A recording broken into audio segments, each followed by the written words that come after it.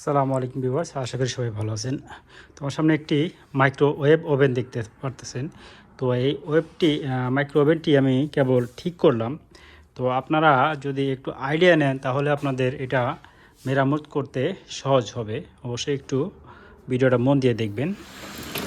তো এই হচ্ছে ওভেন। প্রথম অবস্থায় আমি এটা চালু করছি, মানে পুরানো অবস্থায় যেভাবে দিছিল কাস্টমার।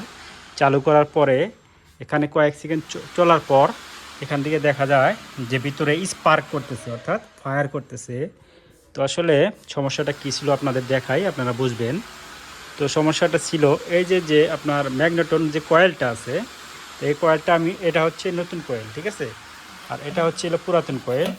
কয়েলটা আপনারা যদি এটা না খুলে আপনার মিটার দিয়ে মেপে দেখেন তাহলে কয়েলটা 100% আপনারা ভালো পাবেন, কিন্তু আপনার কাজ করতেছে না, ফায়ার করতেছে ভিতরে, ঠিক আছে। কী কারণে এখানে দেখেন, আমি এটা খোলার পরে এই যেটা আমি খুলেছি, খোলার পরে এই দেখেন এখানে যে আপনার কয়েলের যে মাথাটা আছে, এই যে কয়েলেটের মাথাটা এই যে দেখেন এখানে ছিদ্র হয়ে গেছে, এখানে পুরে ছিদ্র হয়ে গেছে, যার কারণে এটার স্পার্কটা এটার ভিতরে যায়, ঠিক আছে, সমস্যা হয়। তো এইটা আপনারা যদি এই কয়েলটা ভালো থাকা অবস্থায় যদি শর্ট না থাকে, যদি এইটা আপনারা চেঞ্জ করতে পারেন, এতটুকু যদি চেঞ্জ করতে পারেন, ঠিক আছে, পুরানো আর একটা থেকে লাগাতে পারেন তাহলে কাজ করবে। আর যদি চেঞ্জ না করতে পারেন তাহলে আপনাকে পুরোটাই চেঞ্জ করতে হবে, ঠিক আছে। তো আমি এই পুরোটা চেঞ্জ করছি, যেহেতু আমার কাছে নতুন একটা রয়েছে, ঠিক আছে। কাস্টমারে বলেছে এটা ঠিক করার প্রয়োজন নাই, তুমি আর একটা লাগিয়ে দাও, ওকে। তো আমি বাস আর একটা লাগাইছি। কাস্টমারে বলছে লা হাদা হাদা গেদিম হাদা মাফি কয়েস হাদা মাইবগা বাস ইন্টার রাকেব জেদিত, ওকে। মানে উনি বলেছে এই পুরানটা আমার লাগবো না, তুমি নতুন একটা লাগাই দাও। তো আমি নতুনটা লাগাই দিলাম। এখন লাগানোর পরেও দেখলাম হালকা একটু সমস্যা করতেছে। কি সমস্যা করতেছে দেখাই। এই যে পেপারটা আছে, এই যে পেপারটা, এটা স্পার্ক করার কারণে এই পেপারটাও এদিকে আপনার পুড়ে গেছিল, ঠিক আছে, এদিকে পুড়ে গেছিল। তো যার কারণে আপনার এটা সমস্যা করছে। আমি এই পেপারটাও চেঞ্জ করে নতুন একটা পেপার লাগিয়ে দিয়েছি অন্যটা থেকে খুলে।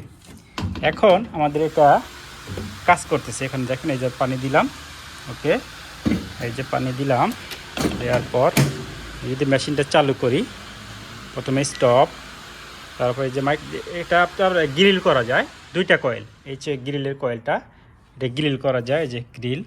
তো আমি যেহেতু মাইক্রোওয়েভ ওভেন চালু করব, তো এখানে আমি মাইক্রোওয়েভ চালু প্রেস করব, করার পর আমি এখানে টাইম দিব, কত টাইম আমি এটা চালাতে চাচ্ছি, ওকে।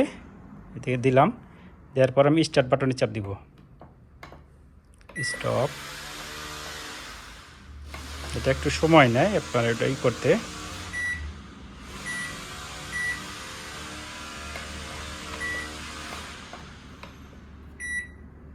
ওকে, চালু হয়ে গেছে। আমি জাস্ট 15 সেকেন্ড দিয়েছিলাম। দেখি এটা যে এখন আর কোনো ফায়ার করতেছে না, এটা কিন্তু চলতেছে।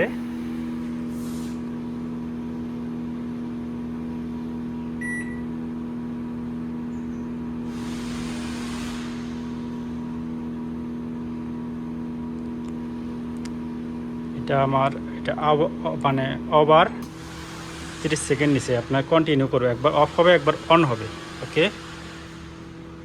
এটা অফ হওয়ার পরে এটা অটোমেটিকলি মেশিনটা বন্ধ হয়ে যাবে। এই যে আবার চালু হয়েছে, মানে অফ হবে চালু হবে, সিস্টেমটা হলো এরকম। এটা সার্কিটে এটা সিস্টেম। এটা আমাদের পানিটা গরম হয়ে গেছে, সিগন্যাল দিয়ে দিচ্ছে, এখানে 00 লেখা চলে আসছে। আমি একটু দেখি, এই যেখানে দেখেন এই যে ভাপ উঠতেছে, পানিটা কিন্তু অল্পতেই গরম হয়ে গেছে। মাইক্রোওয়েভ ওভেন মেরামত করা একদমই সহজ, মানে একেবারেই সহজ। জাস্ট আপনারা কিছু জিনিস ফলো করলেই পাবেন। আপনি যে এখানে যে কতগুলো সার্কিট দেখতে পাচ্ছেন, সার্কিটটা এই সেই, মানে এগুলো কোনো কিছুর প্রয়োজন নেই। জাস্ট আপনার এই ট্রান্সফরমার এবং এই কয়েলটা থাকলে আপনি একটি ওভেন তৈরি করতে পারবেন, খুবই ইজি। বাস এই সার্কিটের কাজগুলো হচ্ছে আপনার এটা টাইমিংটাকে অ্যাডজাস্ট করা, জাস্ট টাইমিং, আর কোনো কাজ নেই। আপনি এই সার্কিট ছাড়া যদি ডাইরেক্ট ট্রান্সফরমার লাইন দেন এবং এইটা লাইন দেন তাহলে আপনার এটা চলতে থাকবে, সার্কিট কোনো বিষয় না। তো মাইক্রোওয়েভ সম্পর্কে যদি আপনাদের কোনো কিছু জানার থাকে, ঠিক আছে, অবশ্যই আমাকে কমেন্ট করে জানাবেন বা ভিডিও ডেসক্রিপশন বক্সে আমার নাম্বার দেওয়া থাকবে, আপনারা চাইলে সেখানে কল করে আমার সাথে যোগাযোগ করতে পারেন। তো ধন্যবাদ সবাইকে, আসসালামু আলাইকুম।